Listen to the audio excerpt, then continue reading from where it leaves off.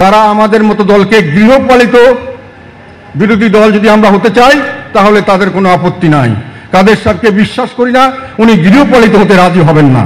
কাজেই পচা সরা মরা এগুলোকে নিয়ে আবর্জনা নিয়ে ওনারা প্রথম দিন থেকেই তাদের একটা অ্যাটিটিউড ছিল, তোমরা নাও নাও না নাও নাও যাও। দর কষাকষির ফলাফল শূন্য। শুধু একটা দিন আমাদের বাকি থাকলো, 16 ডিসেম্বর রাত্রে আমাদেরকে 26টার একটা তালিকা দেওয়া হলো। নেগোসিয়েশনের সময় 100 তালিকা, 70 তালিকা, 40 তালিকা, 50 তালিকা প্রায়োরিটি বেসিসে বিভিন্নভাবে দিয়েছিলাম।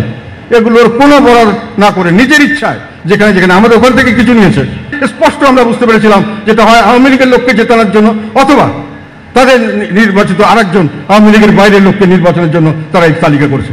তালিকায় আমি রাতে সিদ্ধান্ত নিয়েছি, সবাইকে জানিয়েছি আমি নির্বাচনে যাব না। চাপ আসলো সরাসরি এবং প্রত্যক্ষ এবং পরোক্ষ। প্রত্যক্ষটা আমি ডিটেইলভাবে বলবো না, সেটা আপনারা বুঝে নেবেন। পরোক্ষ চাপ হলো যে যদি আমি নির্বাচনে না যাই, গৃহপালিত বিরোধী দল হিসেবে নির্বাচনে কন্টেস্ট করে তারা রাজনৈতিকভাবে হারিয়ে যাবে এবং আমরা আমাদের রাজনৈতিক মঞ্চ হারাবো, যাতে করে ভবিষ্যতে আমরা দেশ ও জাতির জন্য কিছু করতে পারবো না।